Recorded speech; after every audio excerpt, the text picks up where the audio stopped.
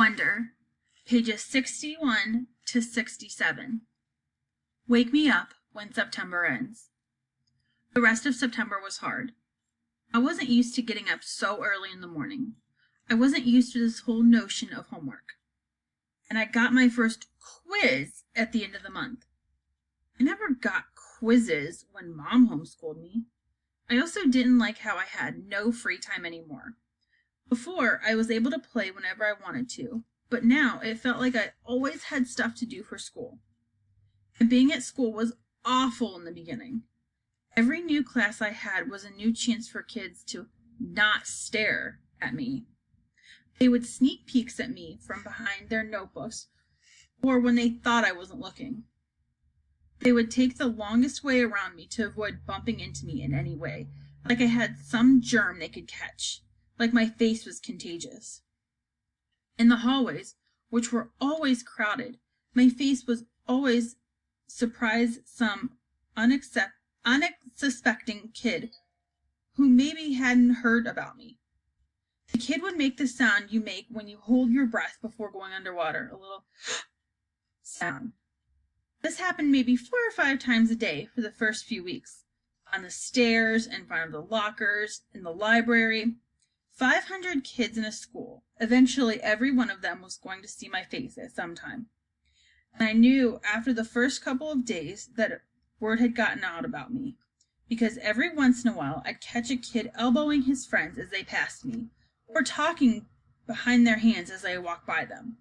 I can only imagine what they were saying about me. Actually, I prefer to not even imagine it. I'm not saying they were doing any of these things in a mean way. By the way, not once did any kid laugh or make noises or do anything like that. They were just being normal, dumb kids. I know that. I kind of wanted to tell them that. Like, it's okay. I know I'm weird looking. Take a look. I don't bite.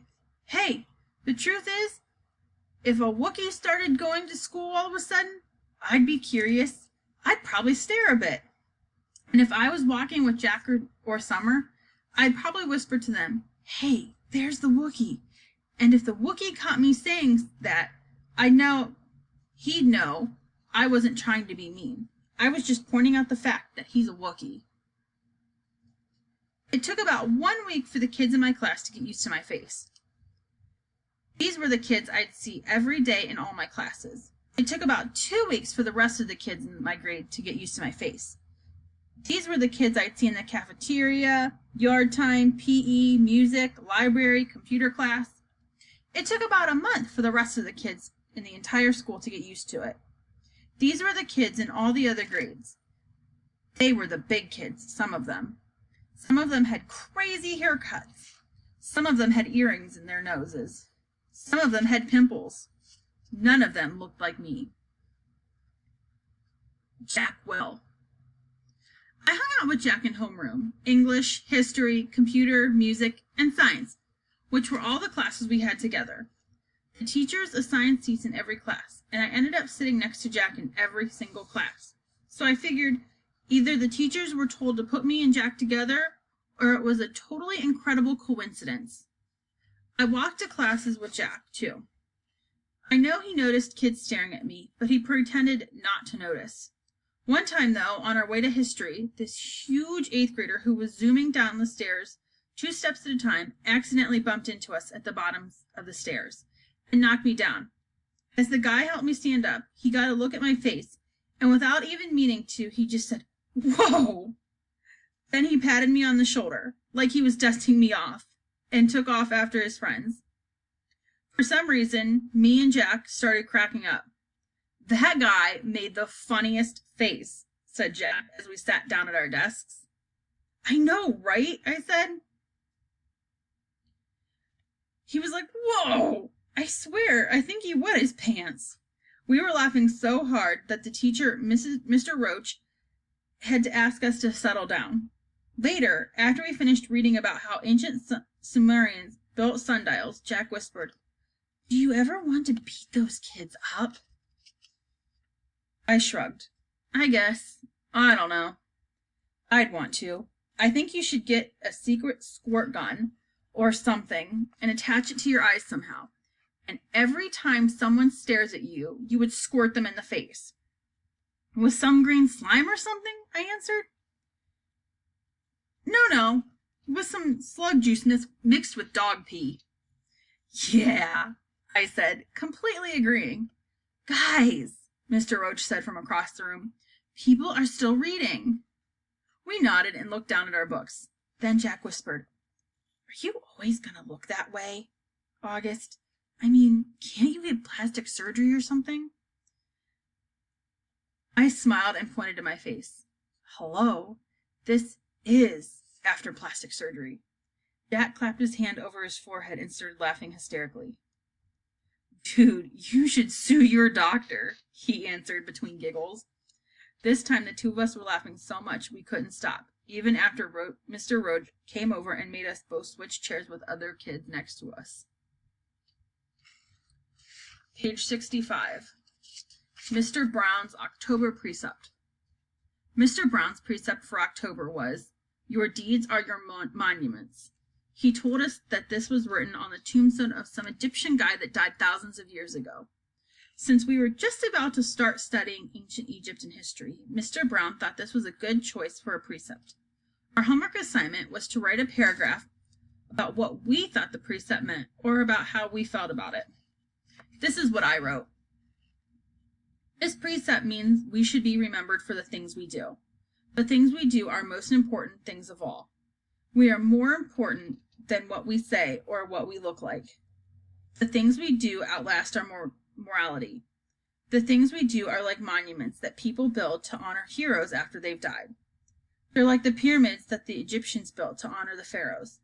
Only instead of being made of stone, they're made out of memories people have of you. That's why your deeds are like your monuments, built with memories instead of with stone. Apples. My birthday is October 10th. I like my birthday. 10-10. It would have been great if I would have been born at exactly 10:10 in the morning or at night, but I wasn't. I was born just after midnight. But I still think my birthday's cool.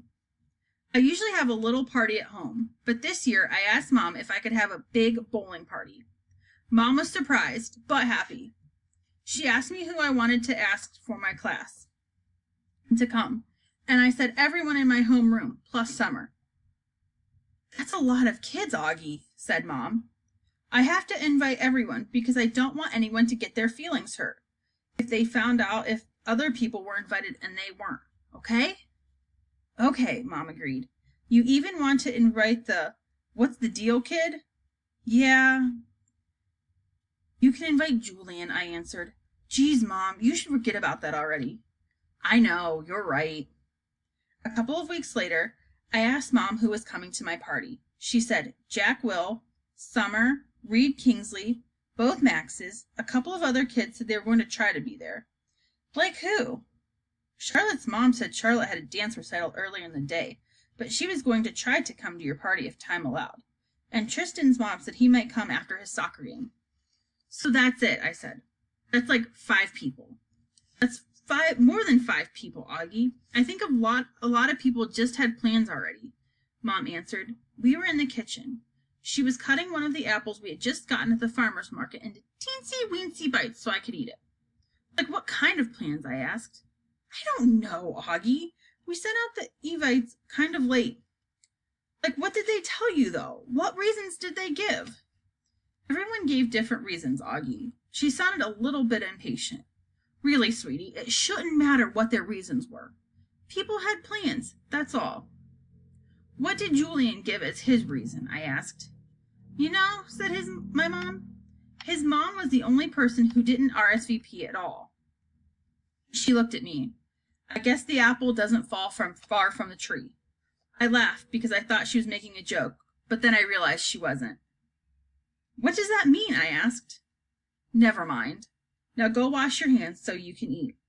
My birthday party turned out to be much smaller than I thought it would be, but it was still great. Jack, Summer, Reed, Tristan, and both Maxes from school came. And Christopher came too, all the way from Bridgeport with his parents. And Uncle Ben came, and Aunt Kate and Uncle Poe drove in from Boston, though Tata and Papa were in Florida for the winter. It was fun because all the grown-ups ended up bowling in the lane next to ours, so it really felt like there was a lot of people there to celebrate my birthday.